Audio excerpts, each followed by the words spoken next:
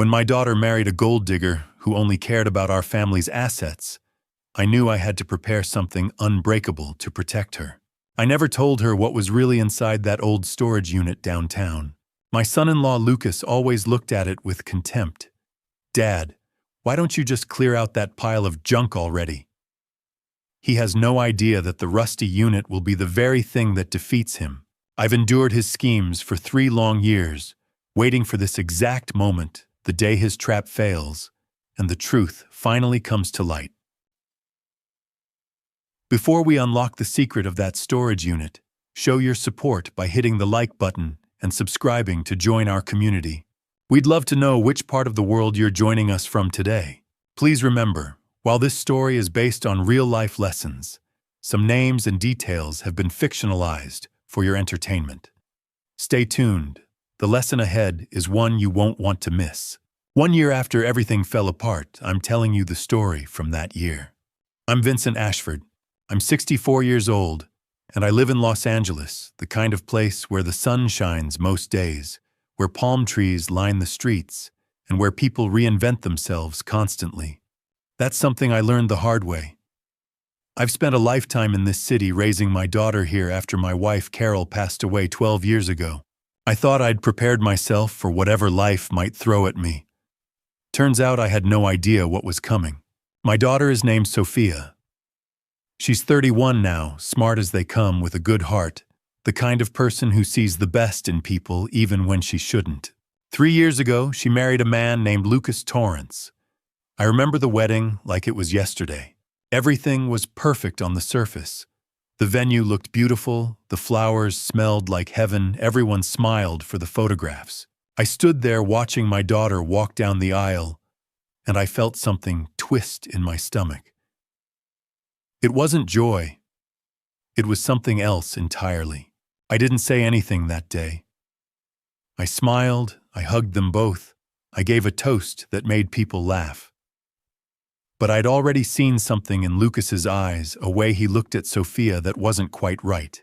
It was possessive, like she was something he owned rather than someone he loved. At that time, I was already keeping a secret. For 12 years since Carol died, I'd been renting a storage unit downtown. Not because I was disorganized or because I didn't have room at home. I rented it because I needed a place, a fortress really, where I could keep the things that mattered most.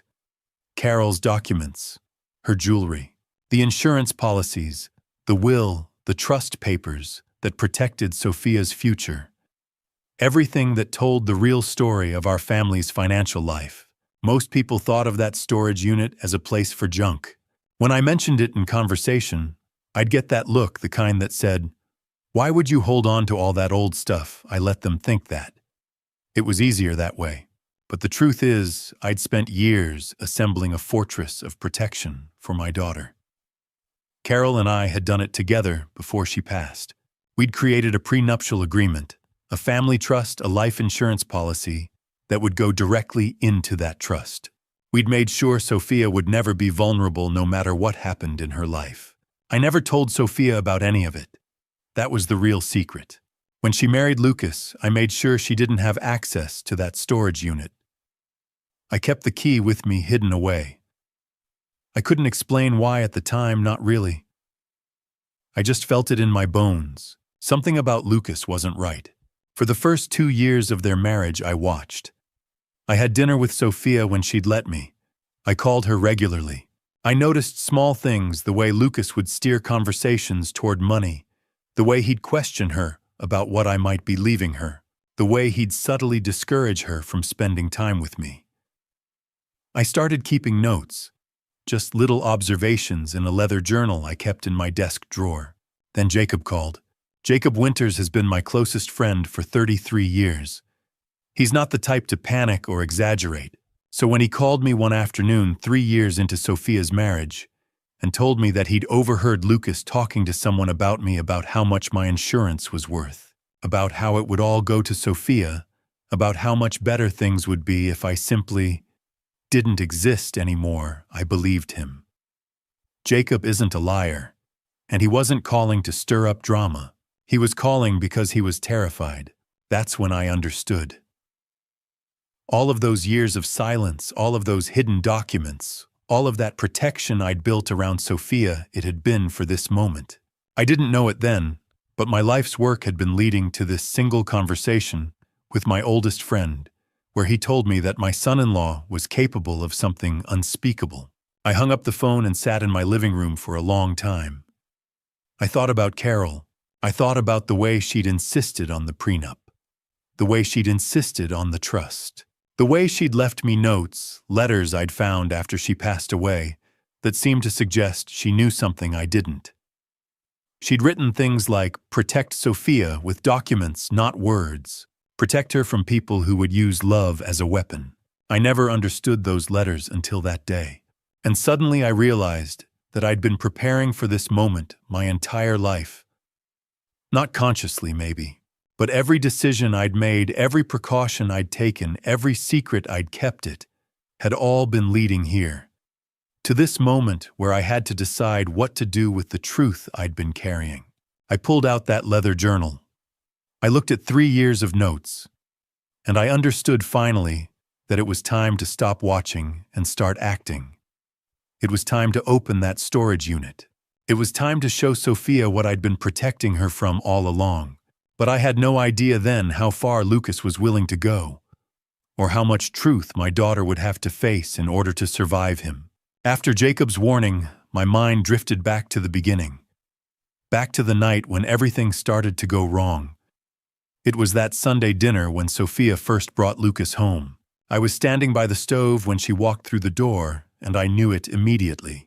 It took me exactly 15 seconds to realize this man was different from any boyfriend she'd brought around before, and not in a good way. Sophia looked happy. She had that glow people get when they think they've found something real. She introduced Lucas with pride in her voice, her hand finding his automatically. They fit together like two puzzle pieces, at least on the surface. But something in the way Lucas looked at her made my skin crawl. He was handsome, I'll give him that. Tall, dark-haired, well-dressed. The kind of guy who knew how to smile at the right moments and laugh at the right jokes. He complimented the dinner before he'd even tasted it. He asked about my work, about my years in Los Angeles, about the house. All the right questions, all the right timing. But there was something underneath it all, a calculation I could sense, even if I couldn't quite name it. When we sat down to eat, Lucas turned to me with a casual tone. "This is a beautiful home, Vincent. How long have you owned it?" It wasn't a random question. I'd learned to read people after 64 years, and I could see the wheels turning behind his eyes. He wasn't asking because he was interested in my real estate portfolio. He was assessing, calculating, trying to figure out what I was worth and what he might gain from knowing it. 40 years. I answered, simply cutting into my salmon. Carol and I bought it together. He nodded, filing that information away like a banker tallying assets. Must be worth quite a bit now. LA, real estate right, always going up. Sophia laughed nervously. "Lucas, we just got here. Let's enjoy the meal." But I'd already seen it. The way he looked at her when she said his name like she was a possession he'd already claimed. It wasn't the look of a man in love. It was the look of a man who'd decided what he wanted and was methodically going about getting it. Carol used to talk about this. Years ago, before she got sick, she'd tell me about people who wore charm like a mask. She'd say, "Vincent, love doesn't need to prove itself. Love doesn't calculate. Love doesn't keep score." I remembered those words sitting there at my own dinner table, watching Lucas ask Sophia to pass the butter, while his eyes stayed fixed on me, assessing, measuring. He asked about my work that night, what I did, how long I'd been doing it, whether I was still active or retired. He asked about investments, about whether I traveled much, about whether I had life insurance. The last one caught me off guard, though I didn't show it. He framed it casually, mentioning something about his own policy at work, but the timing felt deliberate. "Everyone should have good coverage," he said, smiling at Sophia. "You never know what life throws at you." Sophia squeezed his hand, completely oblivious to the undercurrent. She was just happy he was getting to know her father. To her, this was a man meeting her family, asking normal questions. She had no idea that every question was a thread he was pulling, trying to map out the territory he'd decided to occupy. After dinner, Lucas helped me clear the table. For a moment, we were alone in the kitchen, and I felt the weight of his attention shift entirely onto me. It was subtle, just a change in the air, a slight hardening of his expression when he thought Sophia couldn't see. You've done well for yourself," he said, loading dishes into the sink. "Sophia's lucky to have this security." There it was. Not "I'm lucky to have Sophia," not "we're going to build something together," but Sophia's lucky to have security. Like that was the point of her existence, to inherit what I'd built. I didn't respond. I just kept rinsing plates and handing them over to him. Later that night, after they'd left, I sat in my study with a glass of whiskey. Carol's photograph was on the shelf above my desk, the one taken on our honeymoon, back when we were young and everything seemed simple. I stared at it for a long time. She would have seen what I saw, that instant recognition of danger. She would have known that Lucas Torrance wasn't interested in my daughter as a person. He was interested in what came with her, the house, the money, the life I'd built. Sophia was just the vehicle to get there. That night I made a decision. I wasn't going to say anything to Sophia. Not yet. She wouldn't believe me anyway, not after just one dinner, not when she was already falling for him. And if I spoke up too soon, I'd just push her closer to him. I'd seen it happen 1,000 times, a girl whose father warns her about a boy, and suddenly that girl is determined to prove everyone wrong. So instead, I decided to watch, to listen, to wait. I pulled out a leather journal from my desk drawer, something Carol had given me years ago, back when she insisted on organizing our finances and our future. I opened to a blank page and dated it Sunday first meeting with Lucas Torrance. Then I wrote down everything I'd observed, the questions he'd asked, the way he'd looked at Sophia, the calculation in his eyes, the comment about security. All of it. I told myself I was just being careful, being protective. But deep down, I think I already knew. I think some part of me understood that this wasn't just a boyfriend. This was a threat, and I was beginning a documentation that would 3 years later become the only thing standing between my daughter and something unspeakable. I should have said something that night. I should have pulled Sophia aside and told her what I'd seen in Lucas's eyes. But I didn't know yet how far he was willing to go. I only knew I had to watch, listen, and wait for the moment when I'd need to act. The real warning came 6 months into their marriage. It was subtle, so subtle that Sophia didn't even see it. But I did. It started with a question Lucas asked her one evening. Sophia called me in a voice that sounded different, confused, wounded. She asked if we could talk, and I knew immediately something had shifted. "Dad, Lucas thinks I should know more about the family finances," she said carefully. "He says it's weird that I don't know anything about your money. He thinks you're keeping secrets from me." I felt something cold settle in my chest. This was Lucas's move, calculated. But I kept my voice steady. "What did you tell him?" "I told him I didn't really think about it," Sophia said. "But now I'm wondering, why haven't you told me about your finances, Dad? It does seem kind of strange." Of course, it seemed strange to her. Lucas had made Sophia question me without ever having to voice a direct accusation himself. He'd planted a seed of doubt about her own father. But that wasn't even the worst part. A week later, Sophia called me again. This time she was upset. "Dad, I need to ask you something, and I need you to be honest with me." "Of course," I said. "What's going on?" "Lucas says that Jacob has always had feelings for me. He says Jacob told him that he thinks our marriage is a mistake. He says Jacob wants to break us up because he's still in love with me." I went very still. Jacob, my oldest friend. The man who'd been part of my family for 3 decades. Lucas was lying to my daughter about him, and she was believing it. Sophia, that's not true." Jacob would never. How do you know that, Dad? How do you really know what Jacob says when you're not around? The question landed like a punch. She was actually starting to doubt Jacob now. Lucas had successfully taken one of the most important relationships in her life and poisoned it with a lie. And Sophia, being good-hearted, was starting to believe it. Lucas has no reason to lie to me," she said, defensiveness creeping into her voice. "He barely even knows Jacob. Why would he make that up? Because Lucas was systematically isolating my daughter. He was cutting her off from the people who might protect her, who might see what he was doing, who might warn her. And he was doing it so cleverly that Sophia couldn't even see it happening. Over the next few weeks, I watched as Sophia pulled away from Jacob. She didn't return his calls as quickly. She made excuses when he invited us both to dinner. And worst of all, I could see the doubt in her eyes when she looked at him, doubt that Lucas had carefully planted there.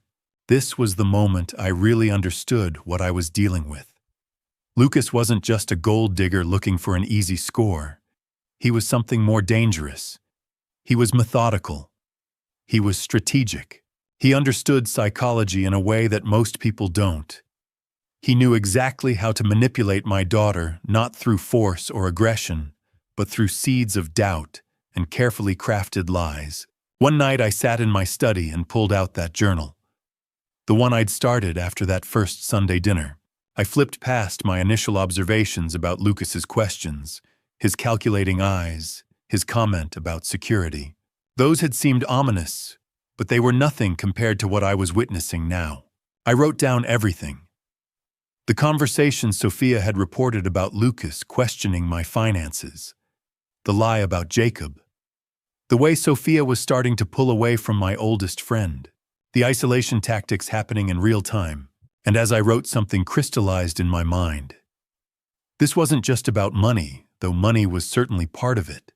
This was about control. Lucas wanted to control Sophia completely. Her mind, her relationships, her sense of reality. He wanted to make sure that when the moment came where she needed someone to tell her the truth, there would be no one left to turn to. Her father would seem like he was keeping secrets. Her best friend would seem like he had ulterior motives. And Lucas would be the only person she could trust. It was a masterclass in psychological manipulation, and it was happening to my daughter in real time.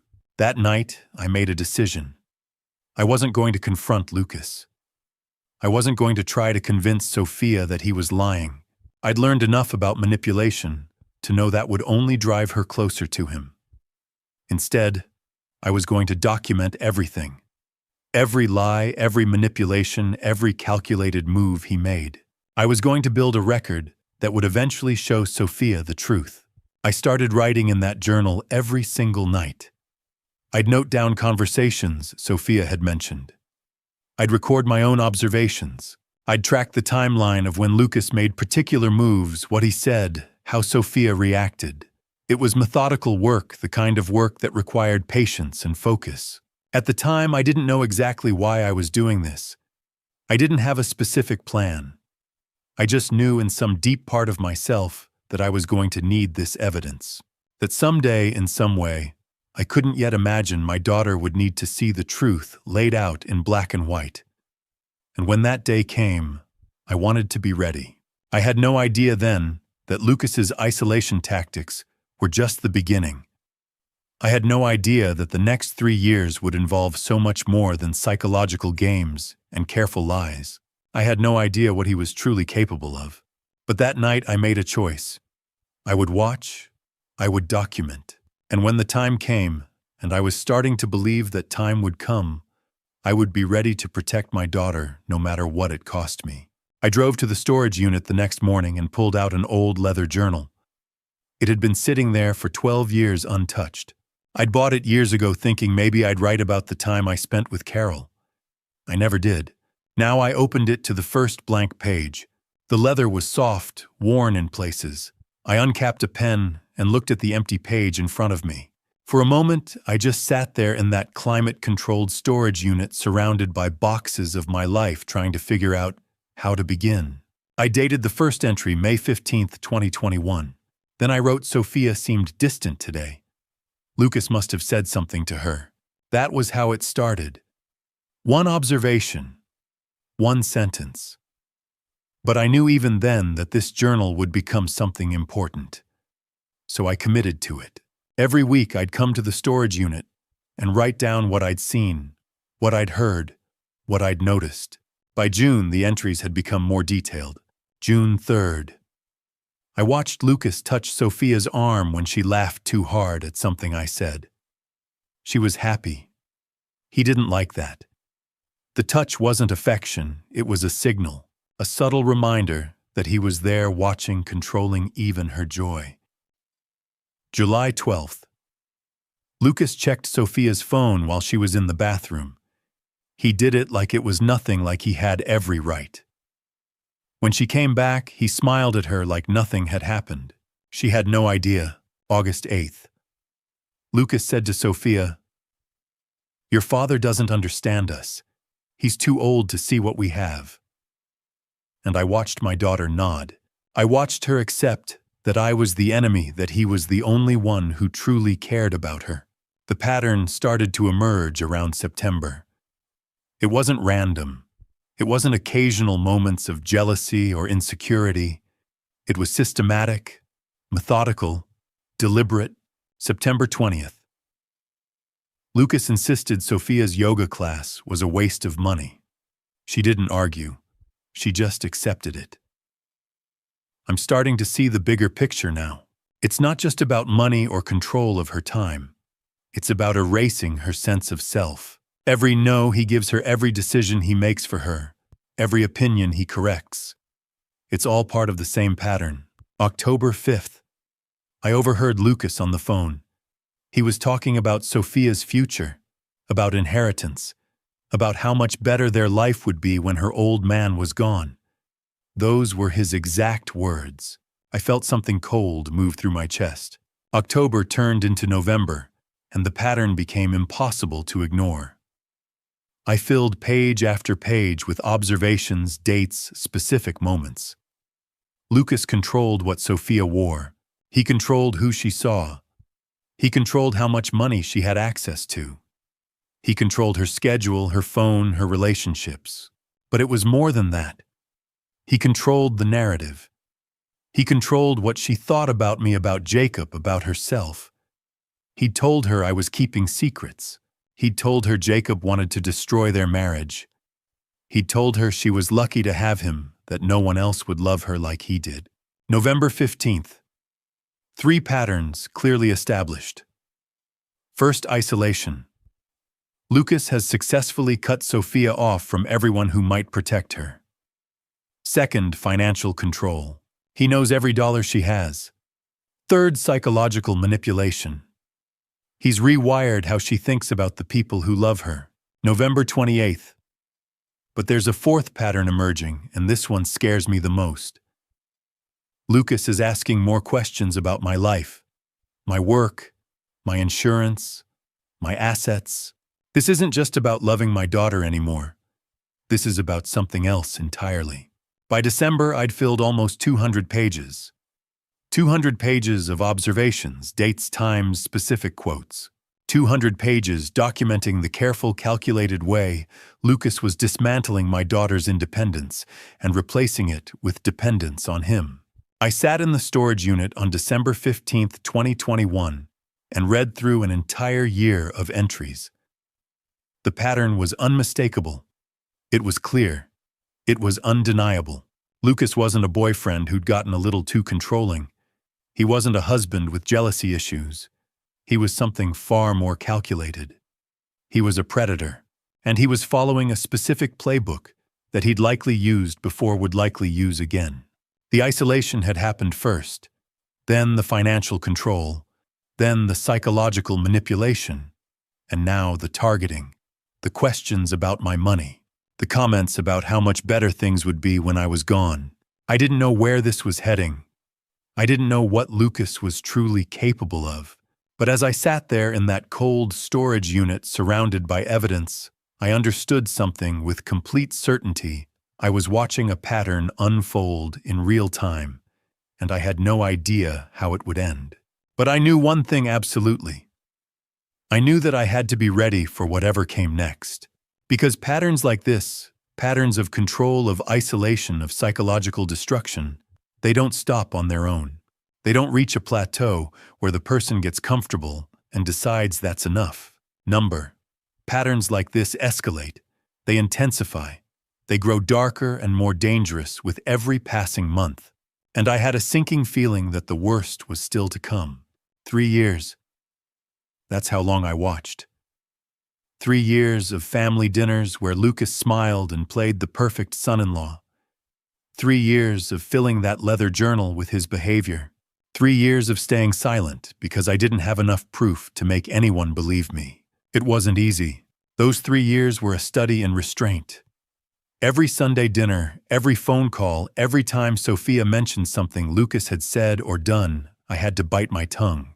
I had to smile and pretend everything was fine while documenting the slow destruction of my daughter's life in that journal locked away in the storage unit. Lucas became bolder as time went on. The isolation deepened. By year 2, Sophia had virtually no friends left. Lucas had systematically poisoned every relationship with lies. He told her that her college friends were jealous of her marriage. He said her work colleagues were trying to manipulate her. He convinced her that everyone wanted to see them fail, and Sophia believed him. The control over money intensified too. By the 3rd year, Lucas had taken over her paychecks completely. She couldn't buy a coffee without him knowing about it. When she asked why, he'd say it was because they were building a future together, and trust meant transparency. It sounded romantic when he said it, but it was control, pure and simple. I watched Sophia become smaller. The light in her eyes dimmed. She laughed less. She questioned herself more. When she came to my house for dinners, which became less and less frequent, she seemed like a shadow of the daughter I'd raised. And the bruises started appearing in year 2. The first one was on her arm. She said she'd fallen. The next was on her hip. A car door, she claimed. Then there was a bruise on her thigh that she said came from bumping into the bed frame. Each time there was an explanation. Each time it sounded more implausible than the last. But Sophia delivered these stories without hesitation, like Lucas had rehearsed them with her. Then came the bruises on her face. A misunderstanding with a door. A clumsy moment at home. Stories that didn't hold up to scrutiny, but which Sophia delivered with the conviction of someone who'd been told to believe them. Every time I saw a new bruise, something inside me wanted to explode. I wanted to grab Sophia and drag her away from him. I wanted to call the police. I wanted to do something, anything, to stop what was happening to my daughter. But I couldn't. Not without proof that people would believe. I'd seen this before. The more the father intervenes, the more the daughter defends her abuser. The more we try to save them, the more they cling to the person hurting them. So I did what I could do. I documented. I wrote down dates. I recorded observations. I filled that journal with evidence, page after page, year after year. I was building a case that I hoped someday I wouldn't need to use. Jacob stayed present during those 3 years. He'd call me regularly, checking in. He'd mention how worried he was about Sophia. He'd noticed things too. The isolation, the fear in her eyes, the way Lucas always had his hand on her somewhere, always maintaining contact, always reminding her he was there. "See, Vincent, something's wrong," Jacob said to me more than once. "I can feel it. This isn't normal." I knew he was right. But what could we do without proof? What could we say that wouldn't backfire? By year 3, I'd filled nearly 800 pages. The journal was thick with my observations, my fears, my documentation of Lucas's systematic abuse. I had dates. I had times. I had direct quotes. I had a timeline showing the escalation from psychological manipulation to physical violence. But I still couldn't move. Not yet. The worst part was watching Sophia defend him. Because that's what happens when someone is being abused like that. They protect their abuser. They make excuses for him. They blame themselves when he hurts them. I'd try to reach out. Sophia, how are you really doing? I'd ask during our rare phone calls. I'm fine, Dad. Everything's great. Lucas just wants the best for us. He's so protective. Protective. That's what she called the cage he'd built around her. 3 years of watching. 3 years of waiting. 3 years of knowing that something had to give, but not knowing what I could do to make it happen without destroying everything. And then one afternoon, Jacob called me. His voice was different, serious, urgent in a way I'd never heard before. Vincent, we need to talk, he said. I need to see you, today, because I saw something and I think you need to know about it. My heart dropped. I'd been waiting for 3 years for something to shift. I'd been documenting everything, preparing for the moment when I'd need to act. But I'd never expected it to come from Jacob. What did you see? I asked. Not over the phone, Jacob said. We need to meet in person. And Vincent, I think it's worse than we thought. Those words changed everything.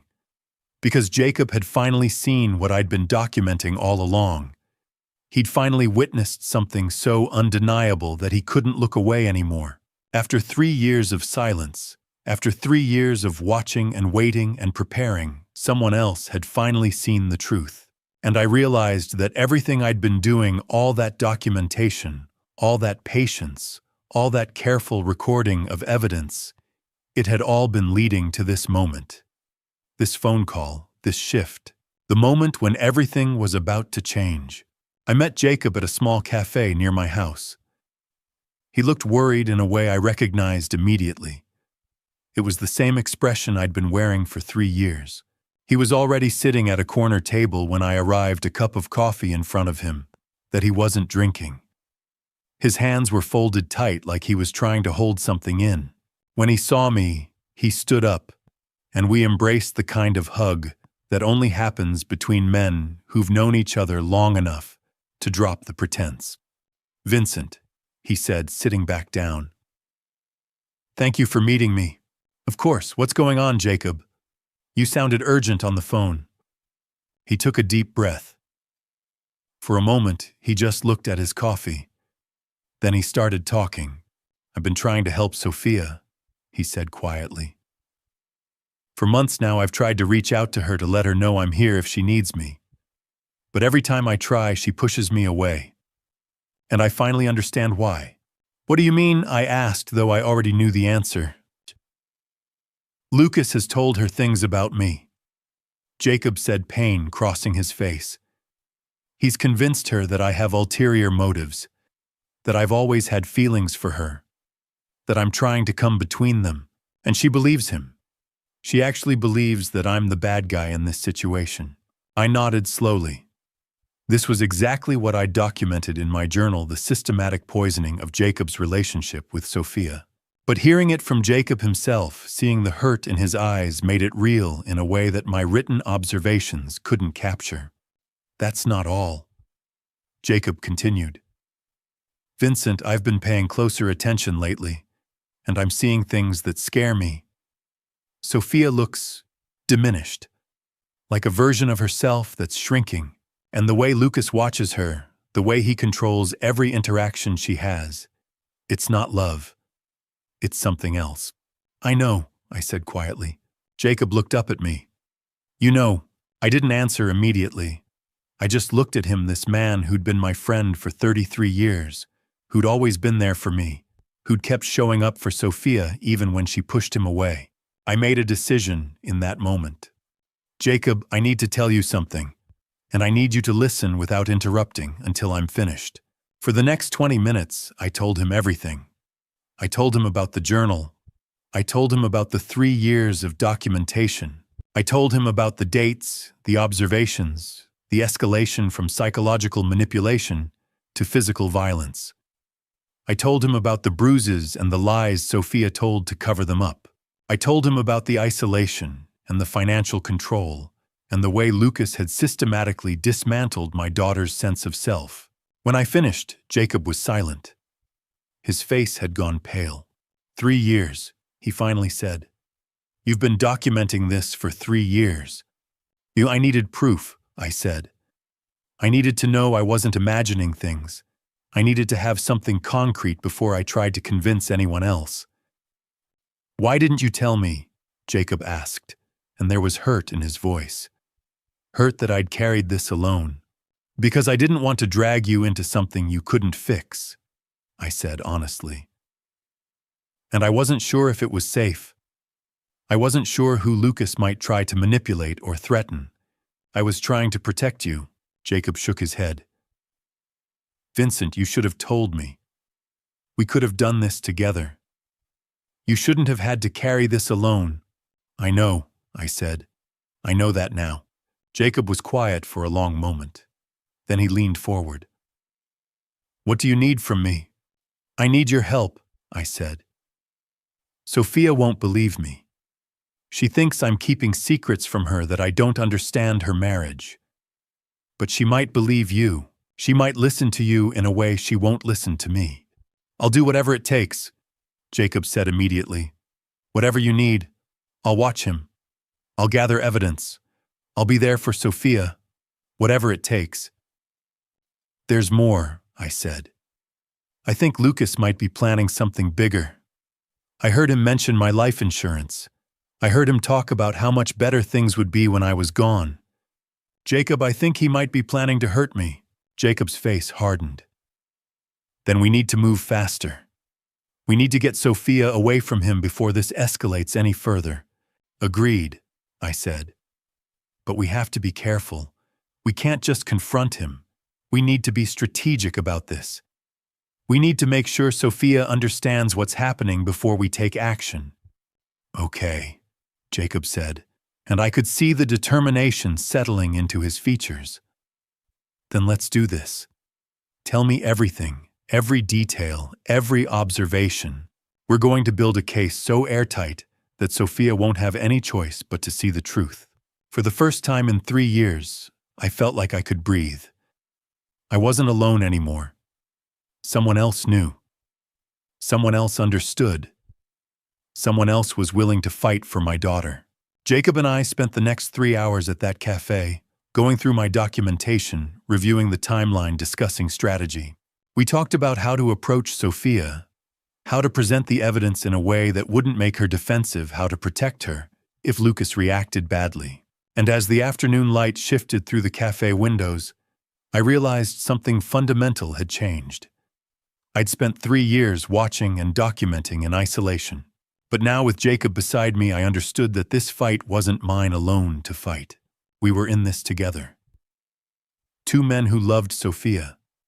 2 men who'd finally decided that the time for documentation was over. The time for action was beginning, because now there were 2 of us who knew the truth. And that changed everything. 3 weeks after Jacob and I made our plan, he called me with words that turned my blood to ice. Vincent, he said, and I could hear the alarm in his voice. I just ran into Sophia at the grocery store. Vincent, she has bruises on her arms. Dark bruises. And when I asked her about them, she said Lucas told her that if she told you about anything, he'd hurt you. I went very still. For 3 years, I'd documented the escalation. I'd watched it unfold in my journal page after page. But this was different. This was a threat against me. This was Lucas crossing a line he couldn't uncross. Tell me exactly what she said, I said quietly. Jacob recounted the conversation. Sophia had tried to brush off the bruises at first, giving some excuse about falling, but Jacob had pressed gently, and she'd finally broken. She'd told him that Lucas had gotten angry with her over something trivial. She'd laughed too loud at something on her phone. Lucas had grabbed her arms hard enough to leave marks, and then he'd said the words that had terrified her more than anything else. Adi, if you tell your father about this, I'll make sure he pays for it. One way or another, he'll regret ever trying to take you away from me. I'm coming to get her, I said immediately. Give me the address. Vincent, what are you going to do? Jacob asked. I'm going to bring my daughter home, I said. Tonight. I hung up the phone and sat for a moment in the silence of my house. My hands were shaking. For 3 years, I'd maintained a kind of controlled anger, a focused, documented rage that I'd channeled into the journal, into evidence, into preparation. But this was different. This was a man threatening my life while he beat my daughter. This was someone who'd crossed from psychological abuse into physical violence and intimidation. This was someone who'd made a fatal mistake by putting his threat into words, giving Jacob a witness, giving me something concrete. At that moment, something fundamental shifted inside me. This wasn't about protecting Sophia from a manipulative boyfriend anymore. This wasn't about careful documentation and legal strategy.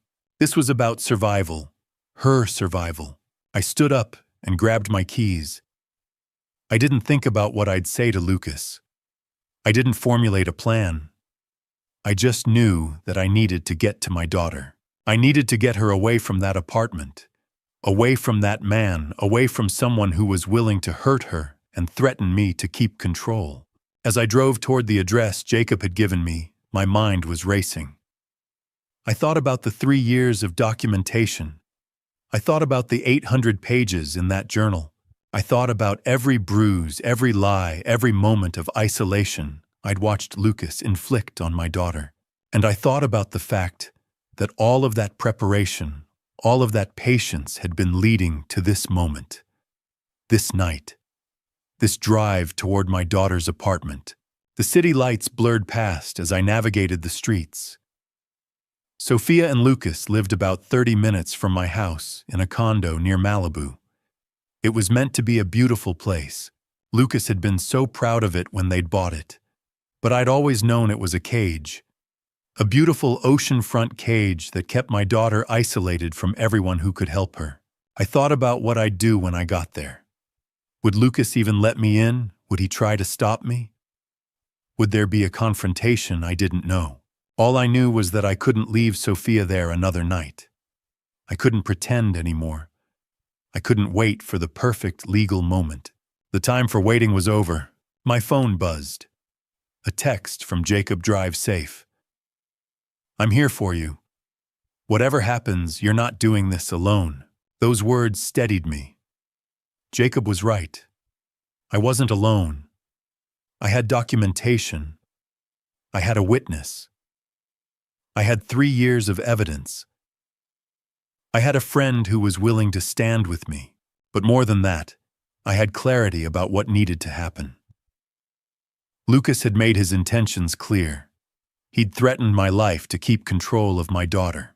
And I was going to extract her from that situation, whatever it took. I gripped the steering wheel tighter as I drove. The ocean came into view, dark and vast under the night sky. Somewhere ahead, in a condo overlooking that water, my daughter was living in fear. And I was going to bring her home. But as I drove, another thought crept in. A darker thought. I'd been so focused on what I needed to do, on retrieving Sophia, on protecting her, on finally taking action after 3 years, that I hadn't fully considered one thing. How far was Lucas willing to go to keep her? I didn't know what I was walking into. I didn't know if he'd fight me physically. I didn't know if he'd try to convince Sophia not to leave. I didn't know what desperation might drive him to do. All I knew was that I had to try. All I knew was that my daughter was in danger, and every minute I delayed was another minute she was under his roof in his hands. I pulled up to the condo building just before 9 o'clock that night. I sat in my car for a moment, gathering myself. 3 years of observation, 3 years of documentation, 3 years of preparation. And now finally the moment had come where all of that had to become action.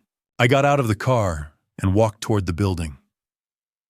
I didn't know exactly what was about to happen, but I knew one thing with absolute certainty: tonight, everything was going to change, because Lucas had made a critical error. He'd threatened me. And in doing so, he'd given me permission to stop being patient, to stop being careful, to stop documenting and start acting.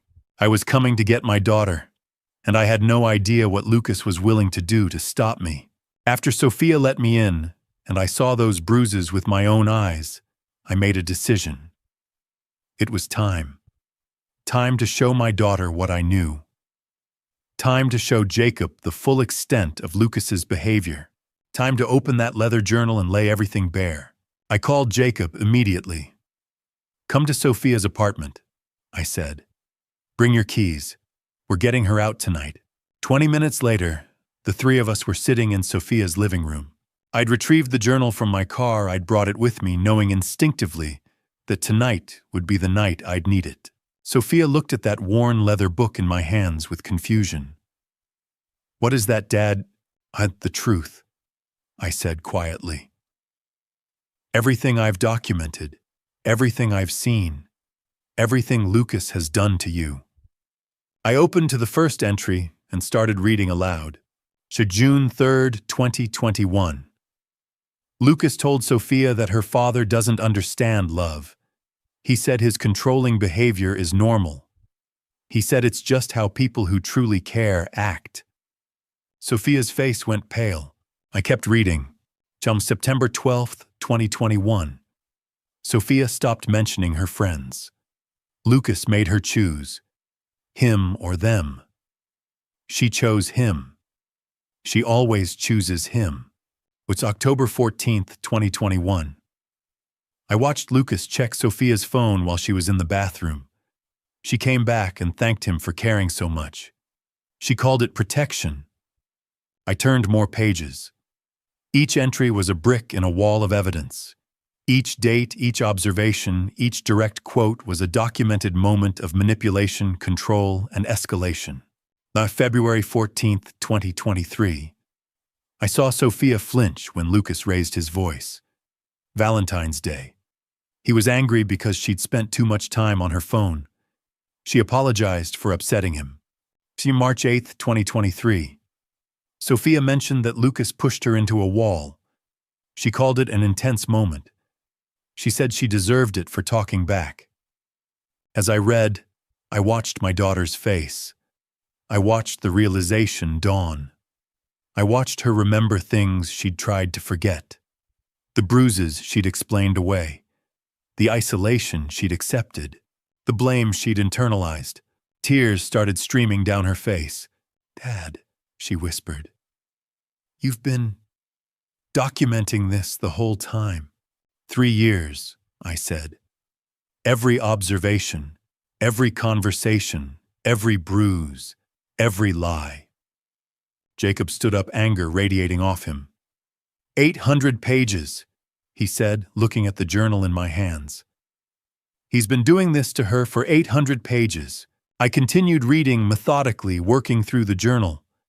I read about the financial control, about how Lucas had systematically isolated her from everyone who cared about her, about how he'd poisoned her mind, against me, against Jacob, against anyone who might see what he was doing. I read specific dates and specific incidents. The moment he'd told her that I was keeping secrets. The moment he'd lied about Jacob. The moment he'd started checking her phone. The moment the first bruise appeared. The moment the bruises became more frequent. Each entry was a stepping stone in a path that led directly here to this night, to this moment, where my daughter finally saw the truth laid out in front of her. When I finished, there was a heavy silence in the room. "I don't understand," Sophia said, her voice small and broken. "Why didn't you just tell me?" "Because you wouldn't have believed me," I said gently. Not without seeing the pattern, not without understanding that this isn't random, this isn't love, this is a calculated campaign of control. "What do you mean?" Jacob asked, though I could see he already understood. "Sure, there are 4 patterns," I said, laying out the evidence like a prosecutor presenting a case. First, isolation. Lucas cut Sophia off from everyone who might protect her or see what he was doing. Second, financial control. He took over her money, her paychecks, her ability to make independent choices. Third, psychological manipulation. He rewired how she thinks about the people who love her, made her doubt me, doubt you, Jacob, doubt herself. And fourth, physical violence. When the other 3 weren't enough to keep her compliant, he escalated to hurting her. Sophia was shaking. Jacob put his hand on her shoulder. "This isn't your fault," I said to my daughter. None of this is your fault. You didn't cause this. You didn't deserve this. This is what he chose to do. But I believed him. Sophia said, her voice breaking. I believed everything he told me. That's what abusers do. Jacob said, his voice hard with anger. They make you believe lies. They make you feel crazy for questioning them. They make you think you're the problem. I closed the journal. There were still hundreds of pages left unread, but Sophia had seen enough. She understood now. She understood the scope of what had been done to her. She understood that it wasn't her imagination. It wasn't her fault. It was a deliberate, calculated pattern of abuse designed to break her down and make her completely dependent on a man who didn't love her, who saw her as nothing more than a means to an end. Sophia looked at me with red-rimmed eyes. What happens now? Now, I said, we get you somewhere safe. We make a plan. We protect you. But even as I said it, I felt a shadow of something else. Something I hadn't told them. Something that was still unfolding in ways I couldn't predict. Because the documentation I'd done, the evidence I'd gathered, it only told part of the story. It showed what Lucas had done. But it didn't show what he was planning to do. It didn't show the depths of his desperation or the lengths he might go to in order to keep control. And as I looked at my daughter finally seeing the truth, I realized something that chilled me to my core. The worst part wasn't in that journal. The worst part was still coming. About 2 months after that night, Lucas made his move.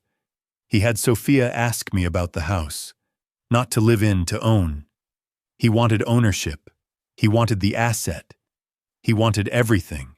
I was in my study when Sophia called. Her voice sounded different, coached, rehearsed.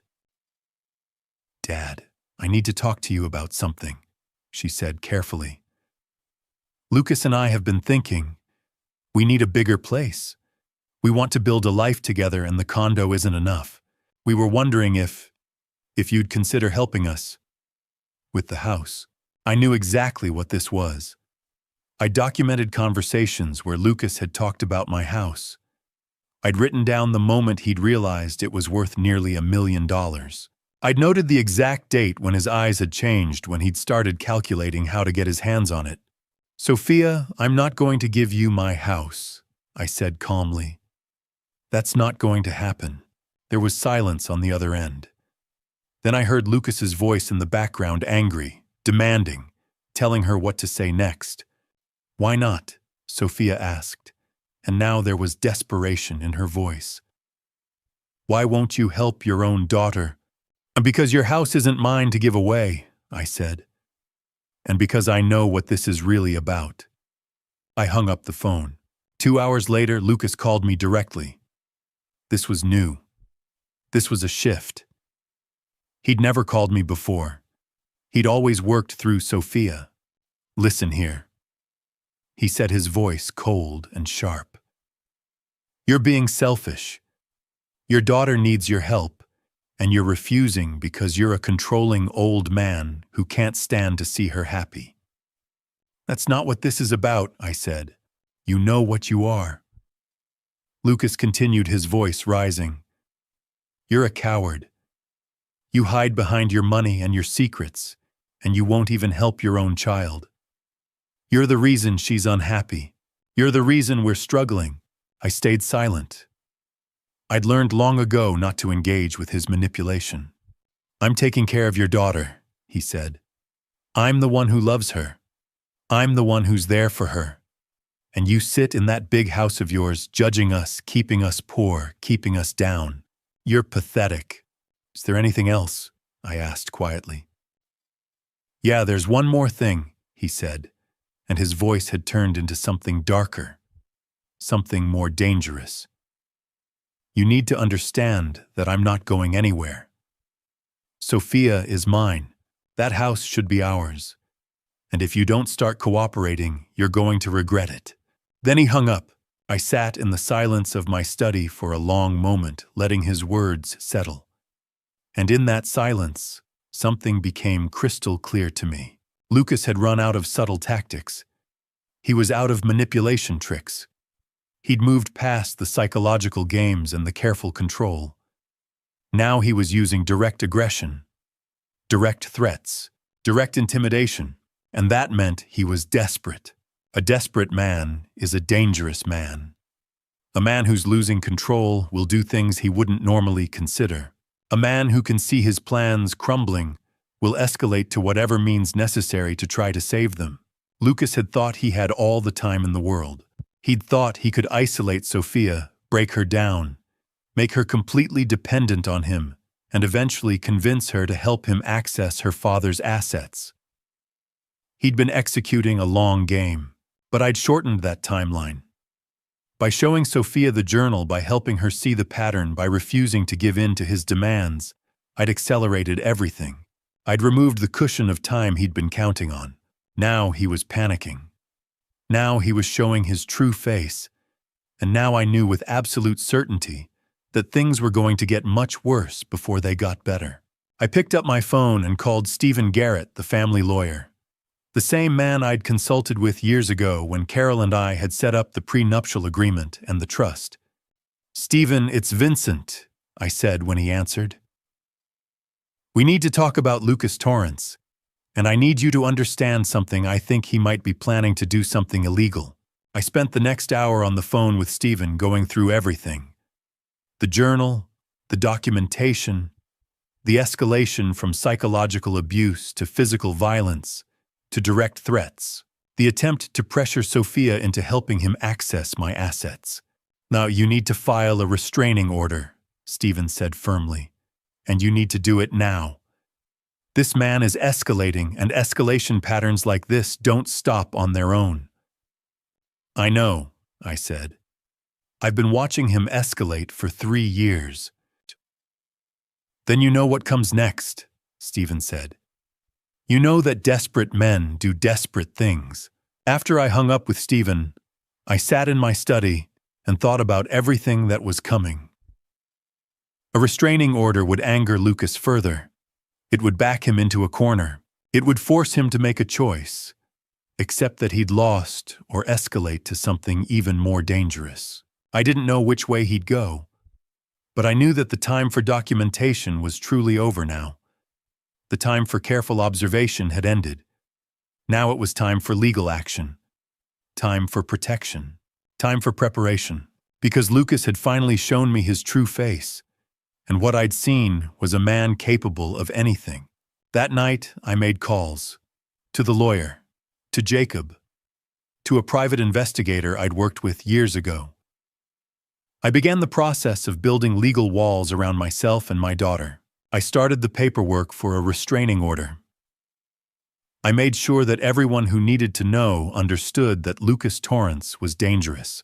And I understood finally that the house had never really been about shelter.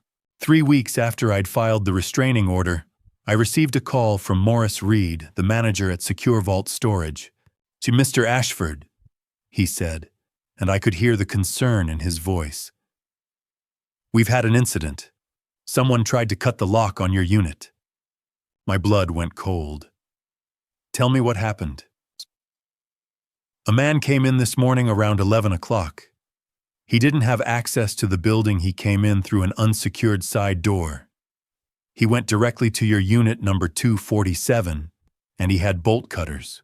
When I confronted him, he got aggressive, started yelling about how the unit belonged to his wife, how he had every right to access it. I told him to leave, and when he wouldn't, I called security." "And did he say his name?" I asked, though I already knew the answer. He wouldn't give one, but the security footage should have him on camera. He was tall, dark hair, probably mid-30s, very angry. The kind of angry that suggested he knew exactly what he was looking for. Lucas. It was definitely Lucas. "What did he do when you told him to leave?" I asked. "He left, but not before threatening me. Said he'd be back.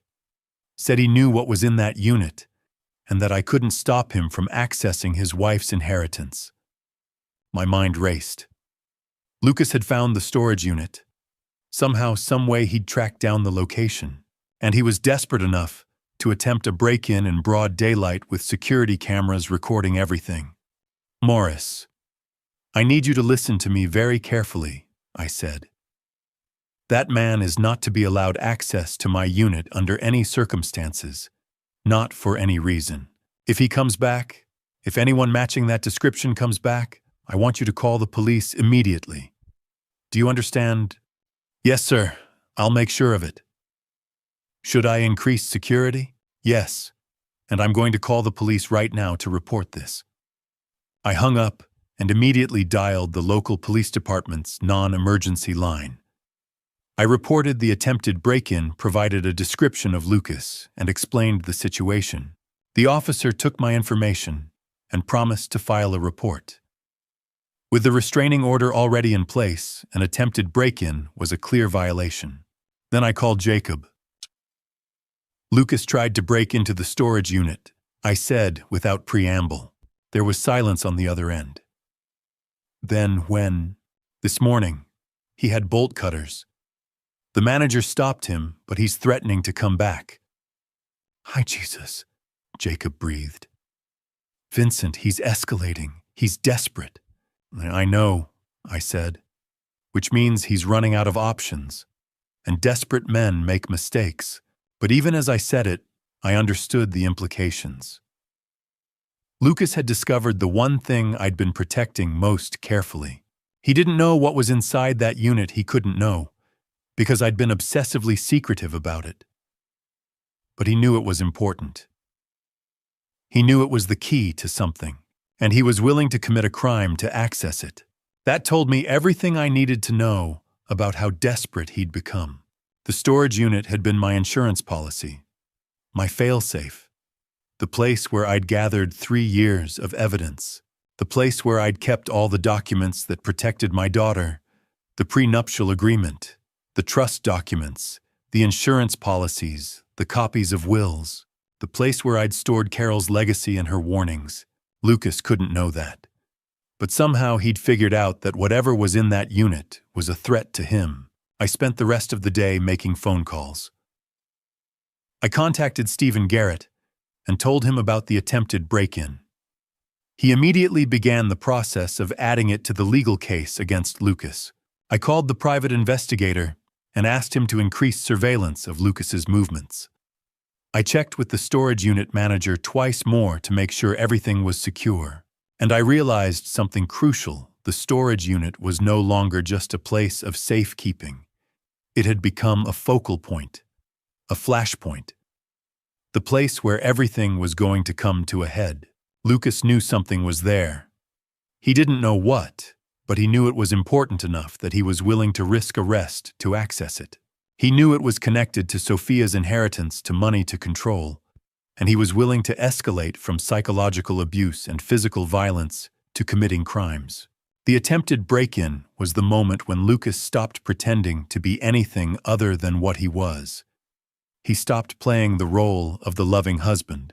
He stopped bothering with the subtle manipulation. Now he was just a desperate man with bolt cutters, willing to do whatever it took to get what he wanted. That night I drove to the storage unit myself. I wanted to see it with my own eyes. I wanted to confirm that my documentation, my evidence, my carefully gathered proof of 3 years of abuse, all of it was still there, still safe, still waiting. I pulled into the climate-controlled facility and walked to Unit 247. Everything was intact. The lock was still secure, uncut. Inside, I could see the boxes, the ones containing Carol's belongings, the ones containing my journal, the ones containing the legal documents that protected everything my wife and I had built. Lucas hadn't gotten inside.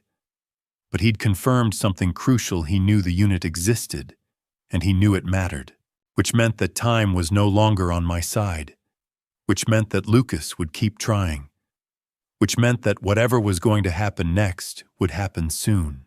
I locked the unit and walked back to my car. As I drove home, I thought about the pattern I'd documented for 3 years: isolation, financial control, psychological manipulation, physical violence. And now desperation. Desperation was the final stage. And desperation was the most dangerous. Because a desperate man with nothing left to lose would do things that a calculating man would never consider. A desperate man would stop calculating the consequences and start thinking only about survival.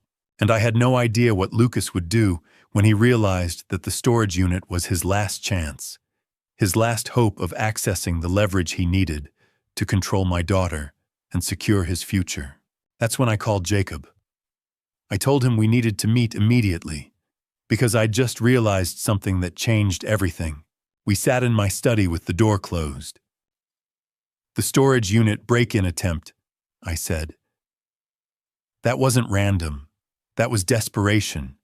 That was a man running out of time and running out of options." Jacob leaned forward. "You think he's planning something bigger?" "I know it," I said. "I've spent 3 years documenting this man's behavior. I've watched him escalate from psychological manipulation to physical violence. And we're at a threshold now. We've crossed into a new territory." "What do you mean?" Jacob asked. "Lucas has lost control," I said. "He tried to manipulate Sophia and she saw through it. He tried to intimidate me and I didn't back down. He tried to access the storage unit and he failed. Every move he's made recently has resulted in him losing ground. And men like Lucas, men who've built their entire identity on control, they don't handle losing well." I stood up and walked to the window. The night was dark outside. When a man like that realizes he's losing everything, he doesn't try to negotiate anymore. He escalates to the only option he has left: elimination.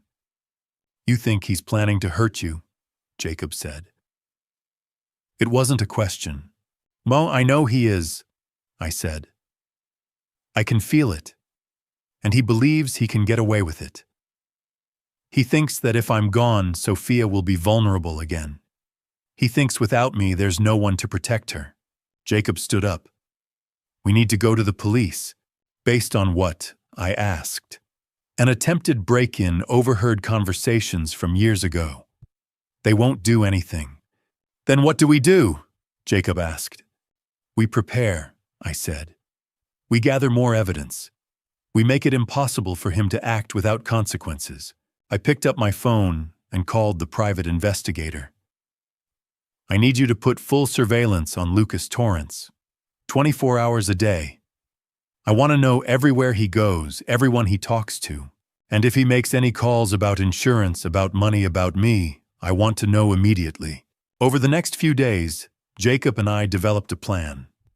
We arranged for him to check in with me daily. We coordinated with the private investigator to keep Lucas under constant surveillance. I varied my routines, taking different routes, changing my schedule. I increased security at my house: new locks, motion sensors, security cameras. I slept poorly. Every sound made me alert, but I was also calm. Because I'd spent 3 years preparing for this. I documented everything. I'd gathered evidence. I'd built a case. One night, I sat in my study and pulled out the leather journal. I flipped through the pages. 3 years of observations, 3 years of documentation, 3 years of watching a man systematically destroy my daughter's life. And now I realized we were at the end of that story. The ending was approaching. And it wouldn't be quiet. It wouldn't be subtle. It would be violent in whatever way Lucas chose to make it. I called Stephen Garrett, my lawyer. "I want to make sure that if anything happens to me, everything is in order. I want Sophia protected. I want the storage unit secured. I want my documentation to be found and understood." Vincent, are you in danger?" Stephen asked directly. "Well, I think so," I admitted. "I think Lucas is planning something. And I want to make sure that even if something happens to me, the truth comes out." I spent that night making arrangements. I left copies of my journal with Stephen, with Jacob, with the private investigator. I updated my will. I made sure that everything I documented would survive me even if I didn't. Because I understood finally that I'd been preparing for this moment my entire life. Not consciously, maybe.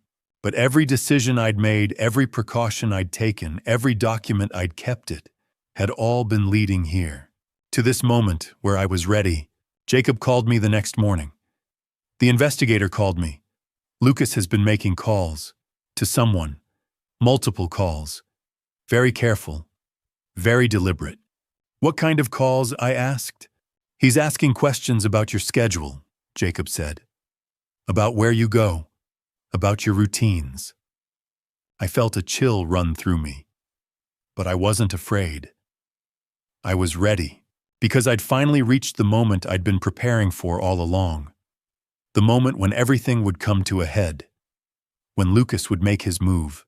When the careful plan he'd been executing for 3 years would either succeed or fail. And I was going to make sure it failed. That same night after my conversation with Jacob, I couldn't sleep. So I drove alone to the storage unit. I hadn't been there in months. I needed to remind myself of what I'd built, what I'd protected. The climate-controlled unit was exactly as I'd left it. 10 feet by 10 feet. Organized in a way that only I understood. To anyone else, it would look like a mess. Boxes stacked haphazardly, old furniture pushed into corners. The accumulated clutter of a man who couldn't let go of his past. But I knew the truth. I walked through the unit slowly, deliberately. I passed through the outer layers, first the deliberate camouflage. Boxes of Carol's old clothes, her winter coats, her shoes arranged in pairs, as if she might come back and wear them again. Stacks of books she'd loved. Photo albums from before Sophia was born. Memories wrapped in tissue paper and stored in cardboard boxes. It was genuine, all of it. Carol's things preserved exactly as they'd been when she was alive. The outer layer of my storage unit was authentic mourning, authentic preservation of a life lived and lost. But deeper inside, hidden beneath those boxes of memories, were the things that truly mattered. I moved aside a stack of boxes and revealed what lay beneath. A locked metal cabinet. Inside were the documents that had shaped my daughter's future and that now might determine her survival. The prenuptial agreement. The document that Lucas didn't know existed. Sophia had signed it 3 days before their wedding, after a conversation with her mother, a conversation that had happened in the hospital when Carol knew her time was running out. She'd made Sophia promise to protect herself, to let me guide her toward legal protections that would keep her safe from men like Lucas.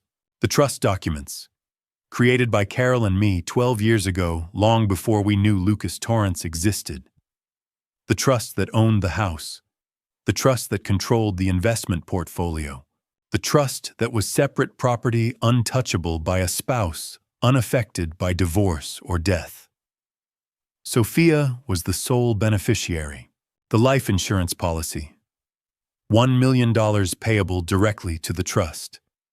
Not to Sophia individually. Not to me. To the trust. Which meant that even if something happened to me, even if Lucas somehow got access to my estate, the insurance would go directly to Sophia's protected assets. The will, updated 6 months ago after I'd begun documenting Lucas's behavior. Everything I owned went to Sophia, but it went through the trust. Every asset was protected. Every dollar was shielded. The deed to the house. My name clear and simple. Not Sophia's. Not joint ownership. Just mine. The house that Lucas had tried so desperately to acquire. The house he'd convinced Sophia was the key to their future. It was the key to something all right, but not in the way he thought. And then there were the 3 years of documentation. 800 pages of journal entries. Photographs of bruises. Medical records from the hospital, where Sophia had gone reluctantly after one particularly violent incident. Emails I'd printed out. Text messages I'd screenshotted. A complete detailed forensic record of 3 years of abuse escalation and criminal behavior. I stood in the middle of that storage unit and understood something fundamental. I wasn't just protecting my daughter from a manipulative man. I was protecting her from a version of the future where she had nothing. where Lucas had isolated her so completely that she had no one to turn to, where he'd convinced her to liquidate everything, the house, the trust, the insurance in service of his control, where he'd slowly, methodically turned her into a woman with no resources, no support, no way out. I was protecting her from a future where I was dead and she was alone with him, because that's what Lucas wanted. That's what his plan had always been. Get rid of me, the one person she might run to, the one person she might still listen to. Take the insurance money. Use that money to further isolate her, further control, her further remake her into the image he wanted. And then once she was completely broken, completely dependent, completely his, take everything else. The house, the trust, the investments. All of it. I looked at the locked cabinet containing all these documents, and I understood Lucas's desperation with perfect clarity. He'd been patient for 3 years, but he knew the endgame had to come soon. He knew that the longer he waited, the more likely it was that Sophia would wake up, that she'd see the truth, that she'd escape. So he was accelerating. He was trying to break into the storage unit because he knew somehow that it contained the proof of his plans. He was asking about my schedule because he was trying to figure out how to access me. He was making calls to someone he trusted enough to help him. The next step was clear. He was going to move against me. And when he did, he was betting that I wouldn't have time to protect what I'd built. He was betting that Sophia would be too grief-stricken, too broken, too confused to hold on to the trust documents and the prenuptial agreement and the insurance policies. He was betting that he could still win. I ran my hand over the metal cabinet. Inside this box was everything, the proof, the protection, the future I'd secured for my daughter without her knowledge, without her understanding, with only the guidance of a dying woman who'd seen something in me that I hadn't fully seen in myself. Carol had known. She'd somehow understood that the world was full of men like Lucas, men who saw women as assets to be acquired, men who confused control with love, men who would destroy everything in their path to get what they wanted. And she'd made sure before she died that our daughter would have protection, that she'd have options, that she'd have a way out. I left the storage unit that night, understanding something with absolute certainty. The battle that was coming would be the most important battle of my life. Not because of the money, not because of the house, but because everything I'd protected, everything Carol had asked me to protect, was now at stake. And Lucas was betting he could take it all. Just a few hours later, close to midnight, Jacob called me. His voice was low, strained, and urgent in a way I had never heard before. "Vincent, I need to see you. Now. Lucas has been following me, and I think I know what he's planning." I told him to come to my house immediately. When Jacob arrived, he was shaking, but not from fear. It was anger contained, controlled, and barely held back. "I was at the park," he said, "pacing my living room. Just walking, trying to clear my head after everything we've been planning. And then I noticed a car. Same car behind me for 15 minutes straight. When I stopped, it stopped. When I walked, it crawled along beside me." "Lucas," I said quietly. "Lucas," Jacob confirmed. So I pretended I didn't notice. I walked into a hardware store, and Vincent, he followed me inside. Jacob stopped pacing and looked at me. He wasn't browsing. He knew exactly what he was there for. "What did he buy?" I asked. "Things you don't buy together unless you're planning something violent," Jacob said. "Rope, plastic sheeting, chemicals, supplies you use when you want to hurt someone and make it look like an accident." He pulled out his phone and opened a video recorded from his smartwatch. The footage was clear enough. Lucas stood in the aisle, focused, calm, selecting items with deliberate care. No hesitation, no distraction, just quiet certainty. "He never noticed I was recording," Jacob said. He was too sure of himself. I stared at the screen. My son-in-law shopping like a man preparing for a weekend project, not like someone planning to end a life. Why would he risk being seen, I asked, though the answer was already forming. "Because he's desperate," Jacob said. "He knows about the storage unit. He knows you have evidence. And he knows that once Sophia sees it, she'll leave him. She'll take the house, the insurance, everything. He'll be finished. Something cold and sharp settled inside my chest. He's not after the house anymore, I said slowly. He never was. No, Jacob agreed. He's after the life insurance. $2 million. Once you're gone, the money goes to Sophia. And once she's grieving, confused, vulnerable, he'll control the narrative. He'll guide her decisions. He'll convince her it's for their future. And by the time she realizes what happened, the money will be gone. I sat down heavily. The plan was horrifying in its simplicity. Remove me, access the insurance, reassert control over Sophia, take the money, disappear, then start the same cycle somewhere else. It would have worked if Jacob hadn't been paying attention. If I hadn't documented everything. If we hadn't already prepared.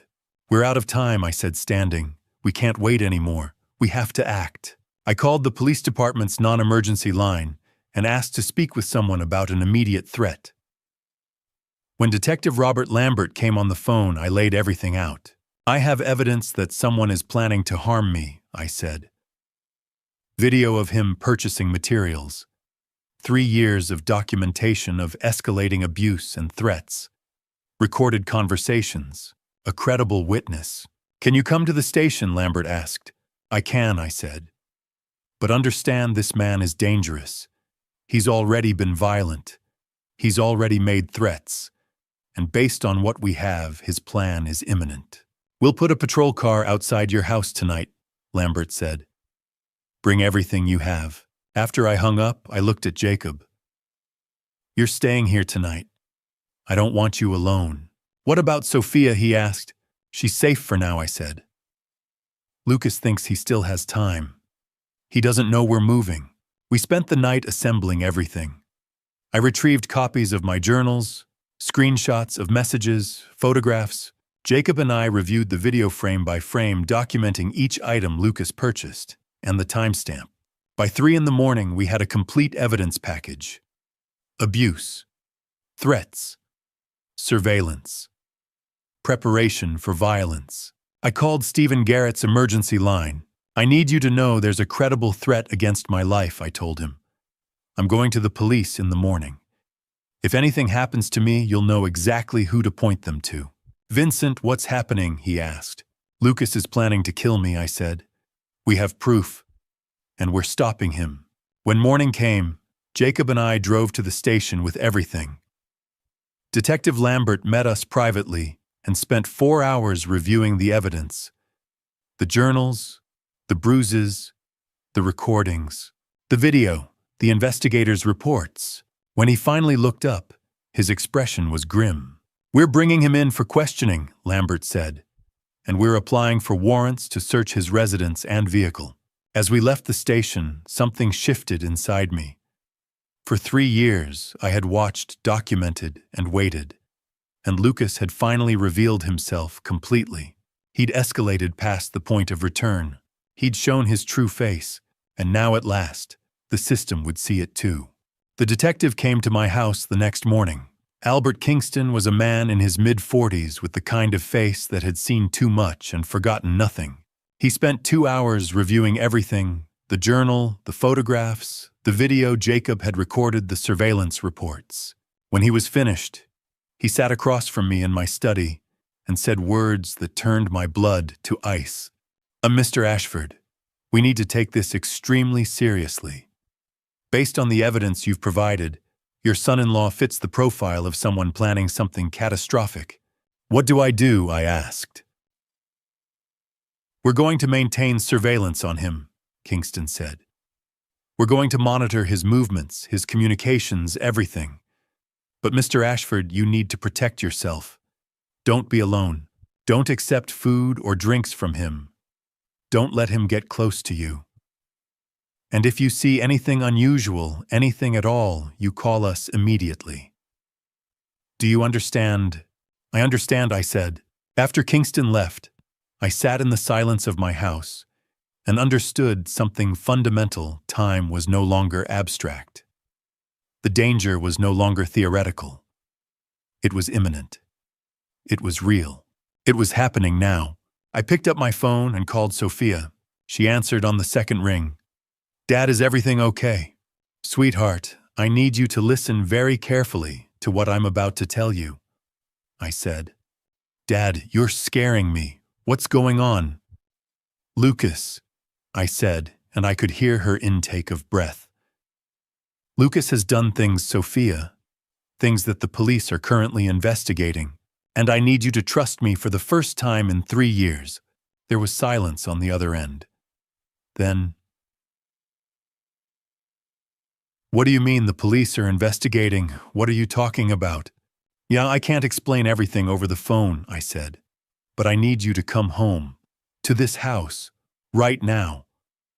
Dad, Lucas said you would do this, Sophia said, and there was doubt in her voice. He said you would try to turn me against him. He said you were trying to control me. I could hear him in the background. I could hear him telling her not to listen to me. I could hear the manipulation even through the phone. Sophia, I know what he's told you, I said calmly. I know he's told you I'm controlling. I know he's told you I don't understand your love. I know he's made you doubt me, but I'm asking you as your father to trust me on this one thing.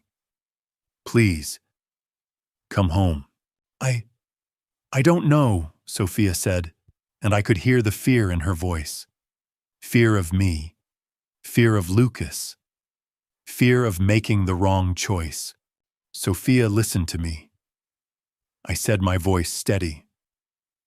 The police have evidence, real evidence, of things Lucas has done, things he's planning to do.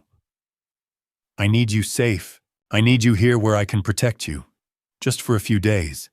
Please. But Lucas says, I know what Lucas says, I interrupted gently. I know everything he's said. And Sophia, I'm asking you to come home anyway. Not because you have to believe me, but because you need to be safe. There was another pause, a long one. Then Sophia said very quietly, Okay, Dad, I'll come home. When? I asked. Today, I'll tell Lucas I need to visit you. He won't like it, but okay, I'll come today. I love you, Sophia, I said. I love you too, Dad, she replied, and her voice was small, uncertain, but it was there. After we hung up, I sat in my study and exhaled slowly. One piece was in place. Sophia was coming home. She would be safe. And once she was here, once she could see the documentation for herself, once she could understand the scope of what Lucas had done, she would finally be able to make a choice from a place of safety rather than fear. But even as I felt relief, I also felt the weight of what was coming. Lucas would discover that Sophia had left. Lucas would understand that his plan was falling apart. And a man whose plan is falling apart is at his most dangerous. I called Jacob. Sophia's coming home today. I need you here. I'm on my way, Jacob said. I called Stephen Garrett. Sophia is coming here. I want her protected legally. I want everything in place. I'm preparing the documentation now, Stephen said. When she arrives, we'll make sure she understands her options. For the next few hours, I waited. I checked the security cameras. I made sure the doors were locked. I reviewed the documentation one more time, preparing myself for the conversation that was coming. At 3 o'clock that afternoon, a car pulled into my driveway. Sophia got out, and even from a distance I could see that she looked afraid. Afraid of me, afraid of Lucas, afraid of everything. But she was here. I walked out to meet her, and when I saw her face, really saw it, I understood what 3 years of Lucas had done to her. She was thinner, smaller. The light in her eyes had dimmed to almost nothing. Hi, Dad, she said quietly. Hi, sweetheart, I said, and I pulled her into a hug. She was stiff at first, uncertain. But then she leaned into me and I felt something break open inside my chest. Jacob arrived 15 minutes later. Then Stephen Garrett. And in my living room, surrounded by the people who loved her, Sophia finally heard the full truth. I opened the leather journal. I showed her the pages. I read the entries aloud. And with each page I watched her realize something. None of this was her imagination. None of this was her fault. All of it was real, documented, undeniable. By the time I finished reading, Sophia was crying. Not angry tears, not defensive tears, but the tears of someone who finally understands that she's been trapped and that escape is possible. "I'm sorry, Dad," she whispered. "I'm sorry I didn't believe you." "It's not your fault," I said. "And Sophia, the worst part isn't over yet. But you're safe now. And that's what matters. Before the confrontation happens, I need to ask you, would you do what I did? Comment below, just write yes or no. Let me know you're still listening. But first, a note. The story coming next blends real events with some creative elements for impact. If you'd rather not continue, that's okay. Just close the video now. Lucas arrived at my house the next evening. He was angry in a way I'd never seen before. The mask had completely fallen away. He pounded on the door. When I opened it, he pushed past me into the living room. "Where is she?" he demanded. "Where's Sophia?" "She's upstairs," I said calmly. "And you need to leave." "She's my wife." Lucas said, his voice rising.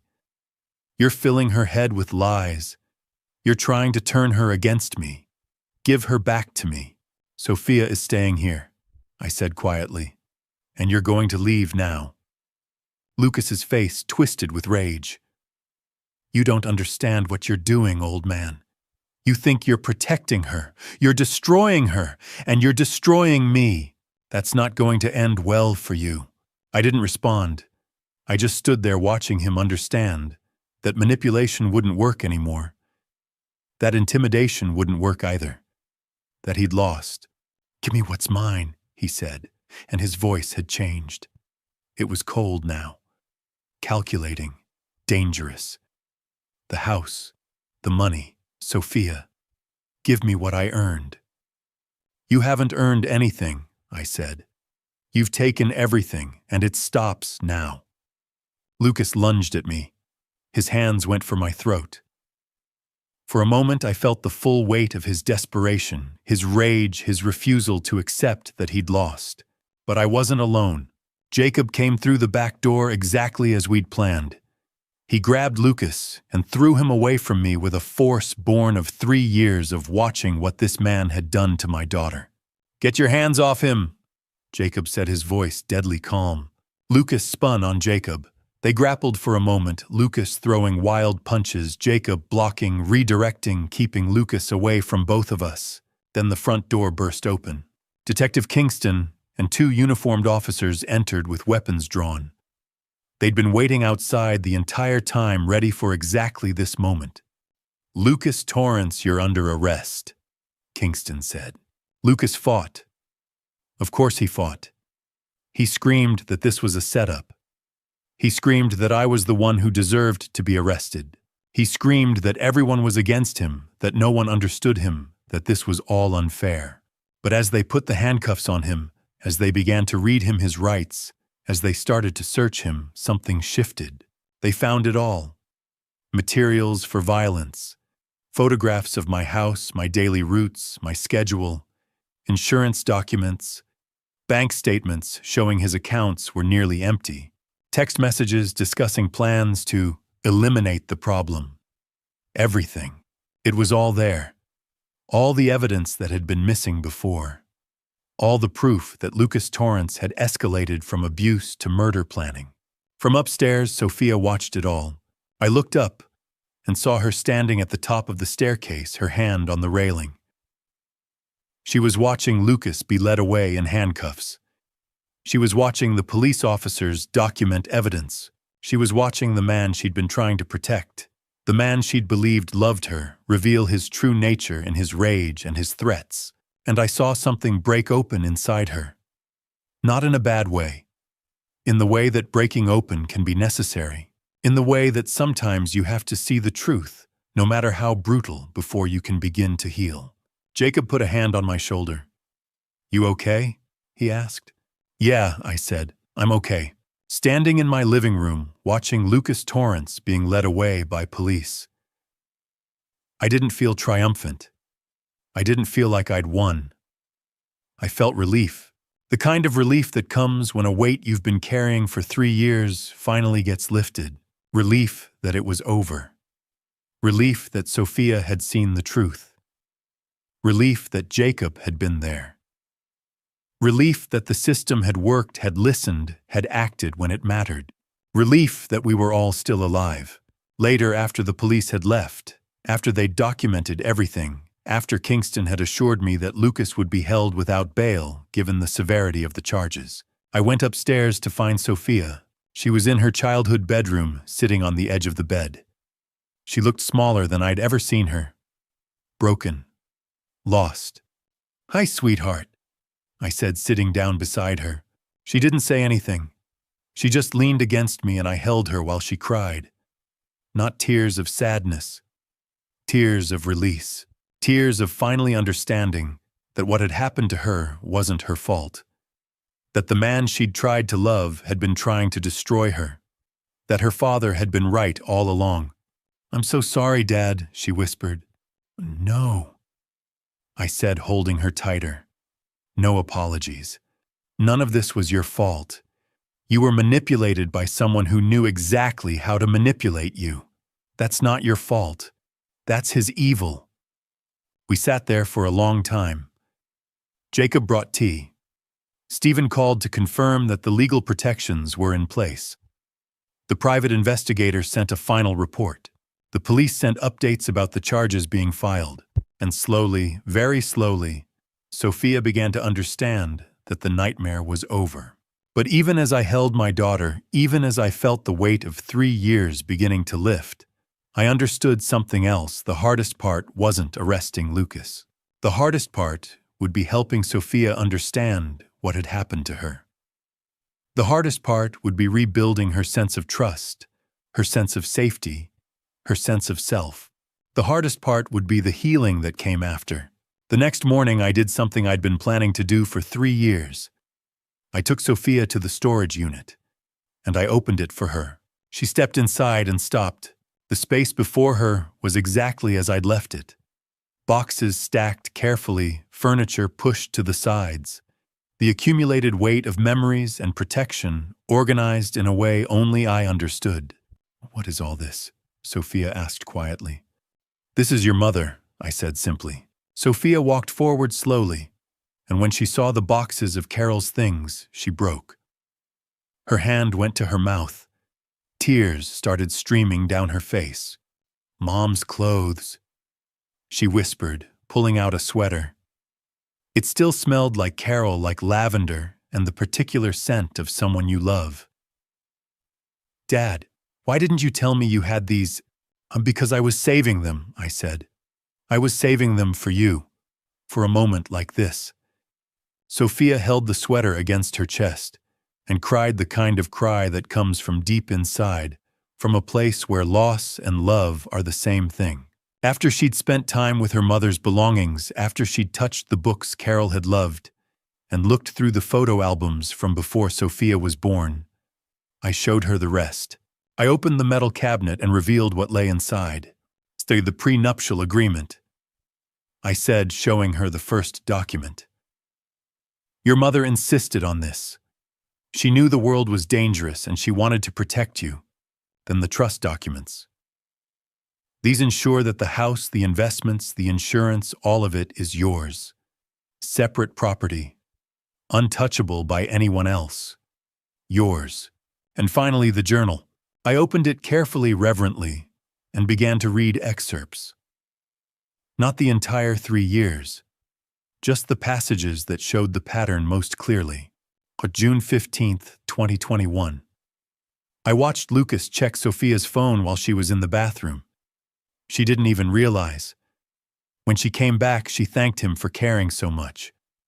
Sophia listened, her face growing paler with each entry. September 3rd, 2021. Lucas told Sophia that Jacob has always had feelings for her, that he's trying to steal her away. I watched my daughter believe him. I watched her doubt the man who's been her friend for her entire life. February 12th, 2023. I saw Sophia flinch when Lucas raised his voice. Just raised his voice.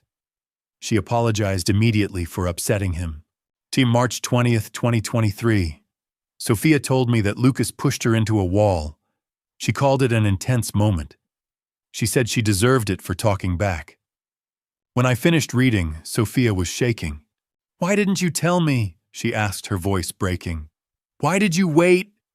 "Because you wouldn't have believed me," I said honestly.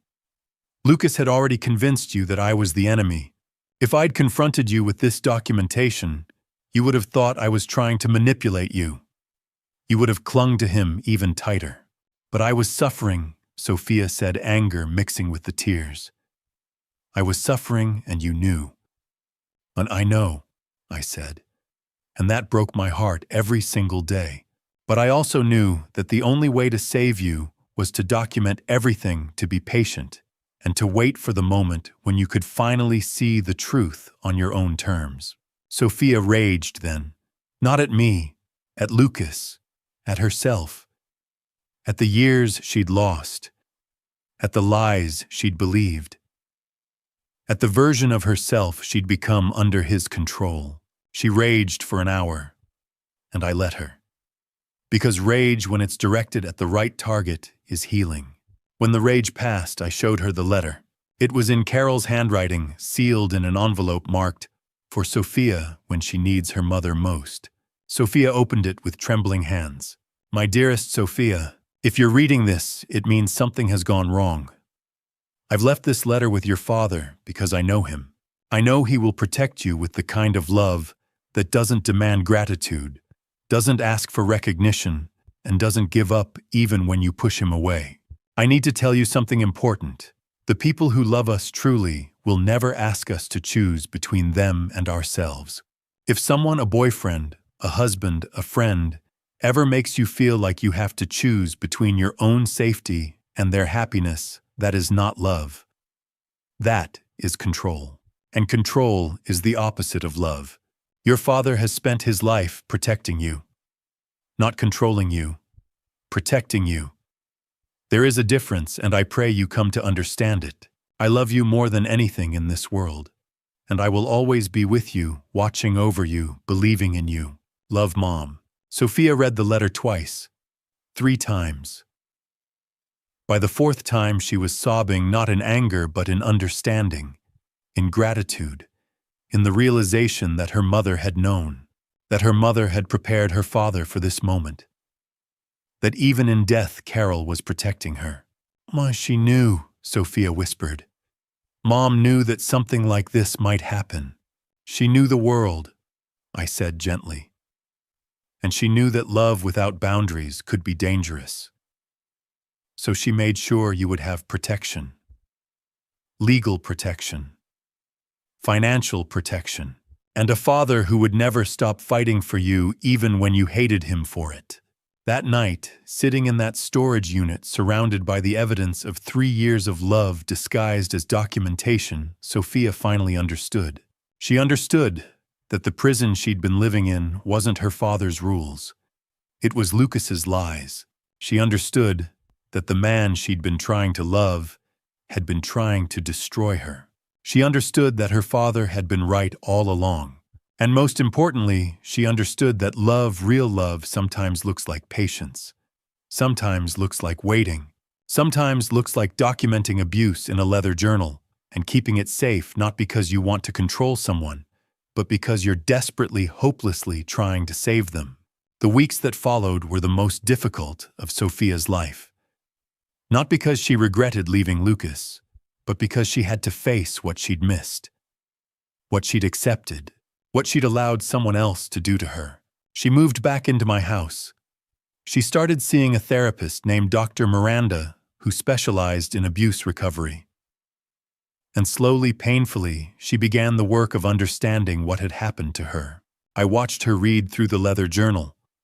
all 800 pages of it. I watched her relive 3 years of observations, 3 years of her father watching her suffer and waiting for the right moment to act. There were days when she was angry at me, days when she'd say, "Why didn't you just tell me? Why did you wait?" And each time I'd explain, "Because Lucas had convinced you that I was the enemy. If I'd confronted you without evidence, you would have clung to him even tighter. I had to wait for the moment when you could see the truth on your own terms." The legal proceedings moved forward. Lucas was charged with attempted murder, domestic violence, financial abuse, and insurance fraud. The evidence was overwhelming. The video, the journal, Jacob's testimony, the surveillance reports, the financial records. The trial lasted 3 weeks. Sophia had to testify. She had to sit in a courtroom and describe in front of her abuser the ways he'd hurt her. The bruises, the lies, the isolation, the fear. When the verdict came back guilty on all counts, Sophia wept. Not with joy, with relief, with the understanding that she'd been believed, that what had happened to her was real, documented, and finally acknowledged. Lucas was sentenced to 15 years in prison. In the months that followed, Vincent and Sophia began the slow work of rebuilding their relationship. There were family dinners where they ate together in comfortable silence. There were conversations where Sophia asked questions, and I answered them honestly. There were moments when she hugged me without hesitation, and I felt the distance of 3 years begin to close. Sophia attended therapy twice a week. She worked through the trauma. She learned to recognize the signs of manipulation. She learned the difference between protection and control. She learned that love didn't mean losing yourself. And Jacob was there. Always there. He'd come over on Sunday afternoons. He'd sit in the living room and talk with Sophia about inconsequential things. He'd ask her about her therapy. He'd never push. He'd never demand anything. He was simply present, steady, reliable. One afternoon, about 2 months after Lucas's conviction, Sophia pulled me aside. "Dad, I've been reading through your journal again," she said. "The whole thing. And I realized something." "What's that?" I asked. "I realized how much you loved me," she said, and her voice was small. "I knew you loved me, but I didn't understand the way you loved me. I didn't understand that every time you were silent, you were being patient. Every time you documented something, you were gathering proof to save me. Every time you waited, you were giving me a chance to come to my own understanding." She paused, tears running down her face. "I'm sorry it took me so long to see it," she said.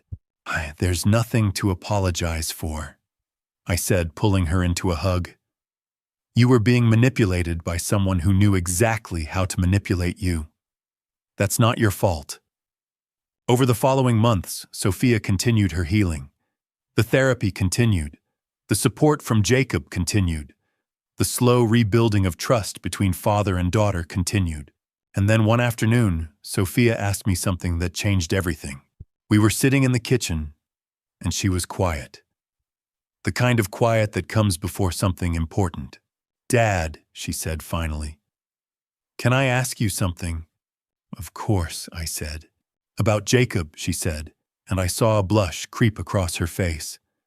"I want to know if you think it would be okay if I asked him out on a date. A real date. Not as friends. As something more." I felt something shift inside me.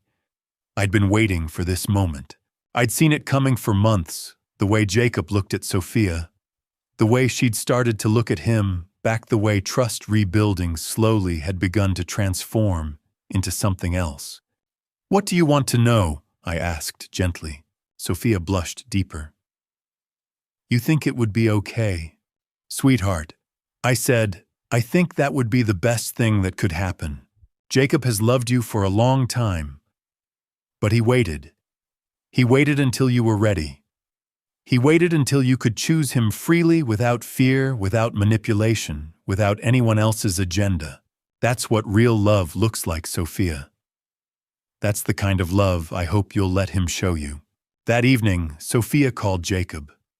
I could hear her voice from the living room, nervous, hopeful, alive, in a way she hadn't been in years. And when Jacob arrived an hour later, when Sophia went out the door with him, when I watched them drive away together, I understood something profound. I'd spent 3 years documenting abuse. I'd spent 3 years gathering evidence against someone who was trying to destroy my daughter.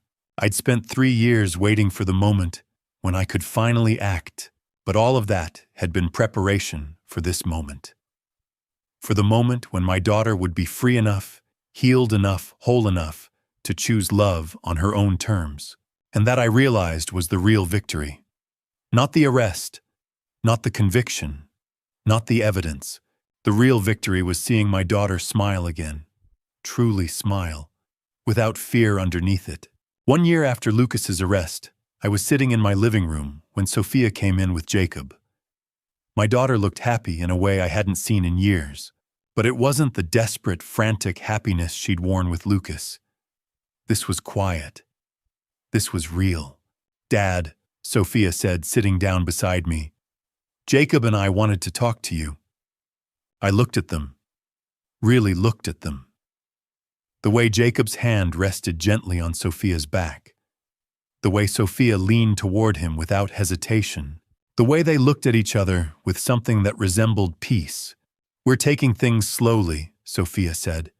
"We're not rushing, but we're committed to building something together." I smiled, because I could see the difference. With Lucas, Sophia had been constantly anxious, always monitoring his moods. With Jacob, she was relaxed. She laughed freely. She made decisions without fear. A few weeks later, Sophia asked me to do something I'd been waiting for. "Dad, can we go back to the storage unit?" she asked. We drove there on a Saturday morning. When we unlocked the door, I felt something settle inside me. This place had been a fortress, a secret, a burden I'd carried alone, but now it was just a room. Together, Sophia and I began to sort through Carol's belongings.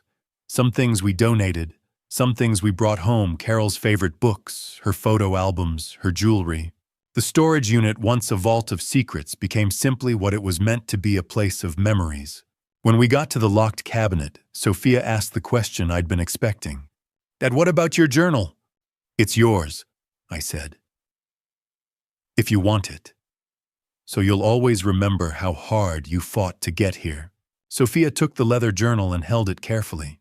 Over the following months, I watched my daughter build a life nothing like the one she'd lived with Lucas. She continued therapy. She returned to work. She reconnected with friends. And she and Jacob moved slowly through a relationship based on mutual respect and genuine choice. One evening, I found her reading the journal. When she saw me, she looked up with tears in her eyes. "I'm reading about the day Lucas first came to dinner," she said. "You knew something was wrong from the beginning, didn't you?" "I had a feeling," I admitted, "but I couldn't prove it. So I waited, and I documented, and I prepared." "And it was right," Sophia said quietly. As the year progressed, I found myself increasingly at peace. Not because the trauma had disappeared, it would always be part of our story, but because the purpose had been fulfilled. Sophia was safe. She was healing. She was building a healthy relationship with someone who loved her, without conditions, without control, without manipulation. One afternoon, watching Jacob and Sophia laugh together in the kitchen, I thought about what Carol had said. The greatest gift a parent can give their child is not protection from pain. It's the strength to survive it. I'd spent 3 years giving Sophia that strength through silence, through documentation, through patient preparation. Now she was finally free to use it. People sometimes ask if I regret waiting so long, if I regret not telling Sophia what I knew. The truth is, I've made peace with my choices. I didn't tell Sophia because she wasn't ready. I didn't act because I didn't have proof. I remained silent, because sometimes silence is the hardest form of protection. And I kept that storage unit secret because the strongest thing a father can do is prepare quietly for a storm he hopes will never come. But if it does, he's ready. My daughter is safe. She's building a real life. And Carol would be proud. Not because of what happened, but because of how we survived it. That storage unit taught me something I never expected. The greatest legacy is not money or property. It's knowing that someone loved you enough to protect you. Even when you couldn't see it, and even when you thought they were the enemy. That's the real secret hidden in that storage unit downtown. Not insurance documents, but something far more valuable: the knowledge that a father's love is patience. It's silence when necessary. And sometimes it's the quiet preparation that saves everything. And to you listening to this story, remember this. What happened to my family, this family story, is not unique. Abuse looks different for every person, but the pattern is always the same: isolation, control, manipulation. And when that fails, escalation. I'm Vincent Ashford, and I'm telling you this family story because I made mistakes. I waited too long. I stayed silent when I should have spoken. I documented instead of acting sooner. Don't do what I did. Don't wait for perfect proof before you speak up. Don't let silence become your excuse. If you see abuse happening in your family, in your friend's relationship, anywhere, don't be like me. This isn't about dad revenge. This isn't about getting even. This isn't a dad revenge story designed to satisfy anger. Justice isn't revenge. Real justice is naming the truth out loud and getting help. Because dad revenge isn't the answer. Real protection is. If you're in an abusive situation and you don't have resources, reach out to a domestic violence hotline. They have free help. They have people who will listen. They will believe you. This family story isn't just entertainment. It's a warning. It's a map. Use it. I also want to be clear, I was fortunate. I had resources. I had a storage unit. I had a lawyer. I had documentation. Not everyone has these things, but everyone deserves help. Everyone deserves protection. This is a family story about patience, about protection, and about a father's desperate love. But it's also a cautionary tale. Abuse is real. Abusers are calculating, and they don't stop on their own. If this family story resonated with you, please comment below. Share your own story. Subscribe to this channel for more accounts of survival and resilience, because your voice matters. And thank you truly, deeply, thank you for listening until the very end. Before we finish, fair warning, the stories coming next contain fictional elements crafted for educational purposes. They explore real patterns of abuse, manipulation, and recovery. If this content isn't right for you, please step away and choose something more suitable. But if you're ready to hear more, I'll be here. Take care of yourselves.